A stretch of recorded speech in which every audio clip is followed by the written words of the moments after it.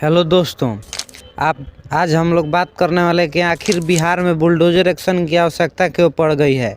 आखिर में नए चुनाव के बाद सरकार को ऐसी क्या मजबूरी या ऐसी क्या हासिल करना चाहती है जो लगातार बुलडोजर एक्शन की कार्रवाई कर रही है। नमस्कार दोस्तों, आप देख रहे हैं वेरीफाइड पॉलिटिक्स और मैं हूं शिवम कुमार। आज हम लोग बात करने वाले हैं बिहार की राजनीति में 2025 के चुनाव से कुछ दिन पहले और उसके बाद होने वाले बदलाव के बारे में। आप सभी लोग लगातार देख रहे होंगे कि बिहार चुनाव 2025 के बाद सरकार ने एक नए तेवर अपनाते हुए अपराधियों और भ्रष्टाचारियों के खिलाफ बुलडोजर एक्शन चालू किया है। यूपी के तर्ज पर अब बिहार में भी बुलडोजर एक्शन को लागू किया जा रहा है। लेकिन आखिरकार ये बुलडोजर एक्शन 2020 से 25 तक जो सरकार चला था उसमें क्यों नहीं था? पूर्व में भी यही सरकार थी तो बुलडोजर एक्शन क्यों नहीं हुआ?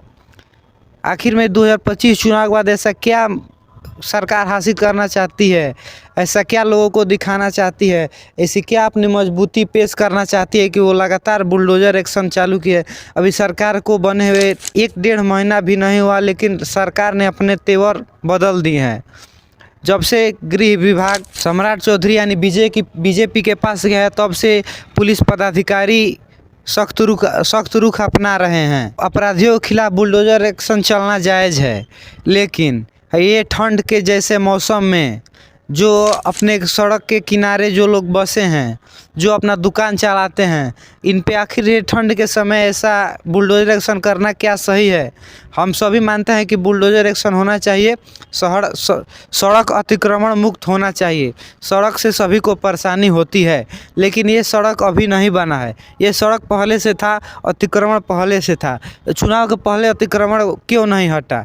क्या सरकार इससे अपना वोट बैंक बनाना चाहती थी, इसीलिए चुनाव के पहले लोगों की सुरक्षा का ख्याल उन्हें नहीं आया?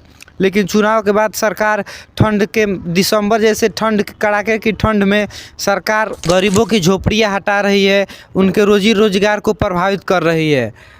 सरकार मानते हैं कि लोग कोई शौक से तो झोपड़ी में नहीं रहता है। सरकार गरीबी है बिहार में। बिहार का सरकार को बिहार के प्रत्येक नागरिक की चिंता होना चाहिए, तो सरकार को कहीं ना कहीं उचित व्यवस्था करना चाहिए। सभी लोग गरीब हैं, उनको थोड़ा सा रहने की ज़रूरत है। ठंड में, गर्मी में लोग कहीं भी रह सकता है, लेकिन ठंड में कहीं नहीं रहा जा सकता है। अगर सरकार यानी कि सम्राट चौधरी अगर योगी मॉडल लागू करना चाहते हैं, अपने आप को बुलडोजर बाबा कहलवाना चाहते हैं, तो बुलडोजर चला रहे हैं। लेकिन अगर आप यूपी में देखें तो सरकार ने जितने भी अतिक्रमण मुक्त कराए हैं, या जिन लोगों के पास भी घर नहीं है, तो यूपी सरकार ने उनको मकान बना के पहले वहाँ पे सेटल किया है, उसके बाद घर को तोड़ा है। क्या बिहार में भी ऐसी व्यवस्था नहीं होना चाहिए कि सरकार उन गरीब को, मजदूर को कहीं सेटल करे, कहीं व्यवस्थित करे, ताकि उनको कोई परेशानी ना हो? आखिर वो भी बिहार के नागरिक है, उनकी भी समस्या है। अगर सरकार बिहार में और गरीबों का घर तोड़ना चाहती है या अतिक्रमण मुक्त कराना चाहती है, तो भारत सरकार और बिहार सरकार ने कई योजनाएं लागू की हैं जिससे गरीबों को मकान मिल सकता है, जैसे प्रधानमंत्री आवास योजना, मुख्यमंत्री आवास योजना। अगर इन गरीबों के लिए कोई रोजी रोजगार या रहने का अच्छा व्यवस्था हो जाता बिहार में, तो ये लोग सड़क के किनारे नहीं रहते और अपना अतिक्रमण नहीं करते सड़क के। लेकिन सरकार के कुव्यवस्था के कारण ही ऐसी स्थिति उत्पन्न हुई है। अगर सरकार इसको व्यवस्थित करना चाहती है तो पहले रोजगार के अवसर को पैदा करना होगा। केवल कागज़ में रोजगार नहीं, ज़मीन पे भी रोजगार लाना होगा। धन्यवाद।